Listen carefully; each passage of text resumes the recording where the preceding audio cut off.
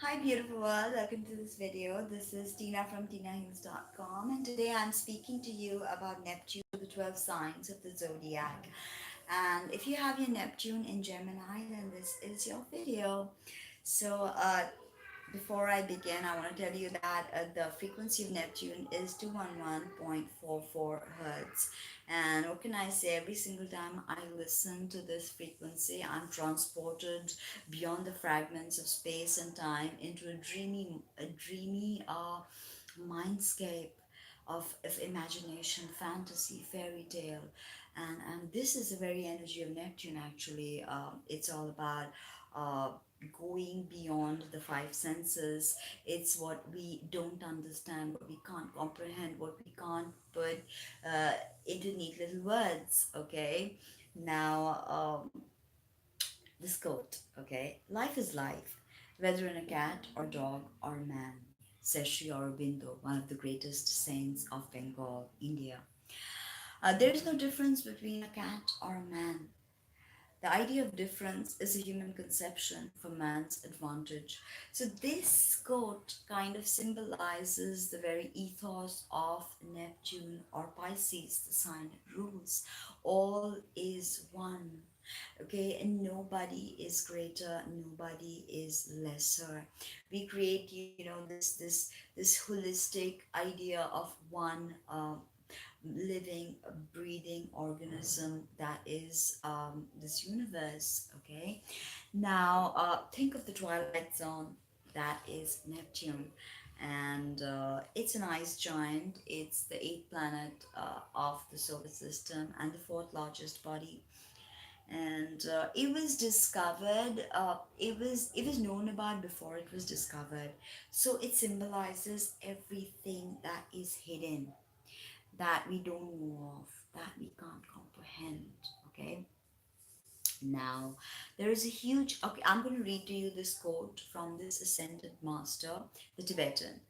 In this world period, and in a peculiar manner, Neptune is known esoterically as the initiator. And Neptune is the initiator of our spiritual evolution. But a lot of people may not totally be tuning into this vibe, because Neptune is also about seduction, illusion, uh, delusion, poisoning, kidnapping, bondage. Okay, so Neptune has a very dualistic energy, like every single planet out there. And in fact, Helena Petrovna Blavatsky calls Neptune Mayavic and says it does not really belong to our solar system. So there's a very different energy signature to Neptune. Okay, it rules the feet and the pineal gland. So the association with the feet and the pineal gland, it's so interesting. It takes us beyond our everyday consciousness into parallel worlds, parallel realities. And Gemini, okay, if you have your Neptune in Gemini, this is your video. Gemini is the third sign of the zodiac, and it's all about communication.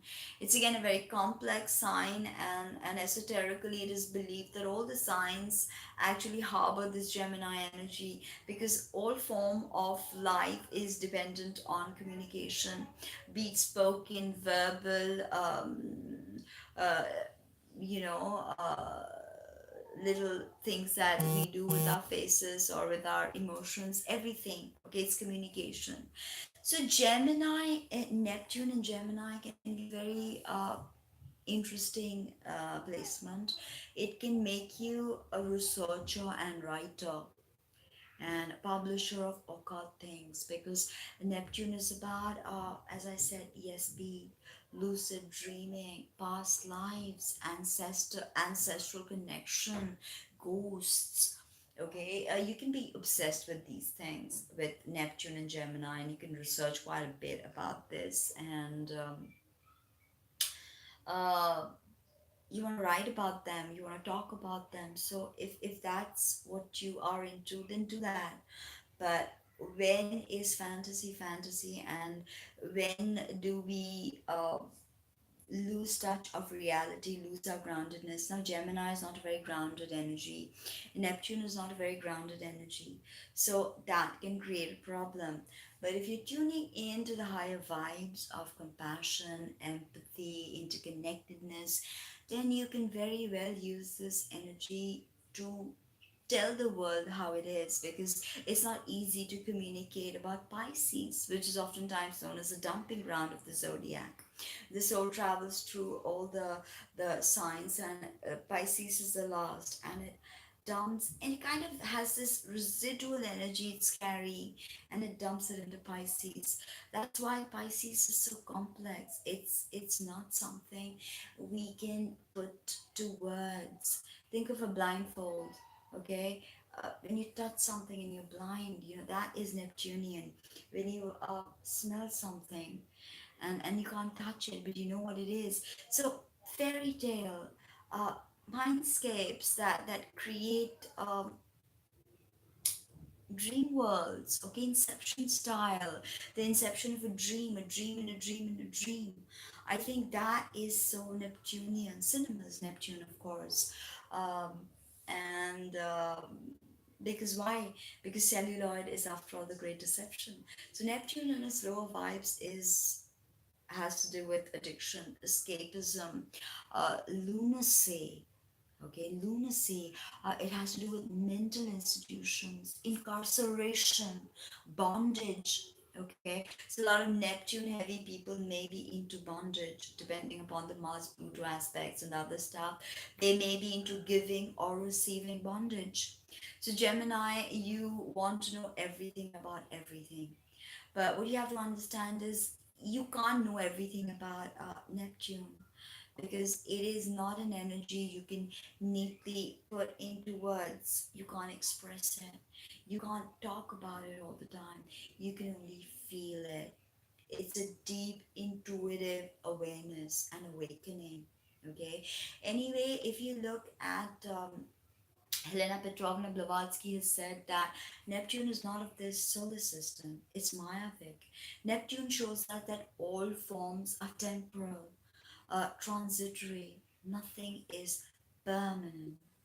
Okay, uh, nothing lasts forever. That is Neptune. There's always the churning of the wheel and the return to source code, and the awakening again. Now, Neptune in Gemini people, you definitely want to know that Cancer and Neptune are very closely connected, because in this Manvantara, this world cycle, we emanate from Cancer, and Neptune is the initiator of our spiritual journey. It is only through Neptune do we understand that yes, there is a world beyond this world. Now, Gemini, because you can be very analytic, it doesn't mean that you only have to look into the artistic side of Neptune. You can very well use this penetrative, boundary dissolving energy of Neptune and look into sciences and really come up with creative solutions for them, because Neptune is, after all, the greatest artist.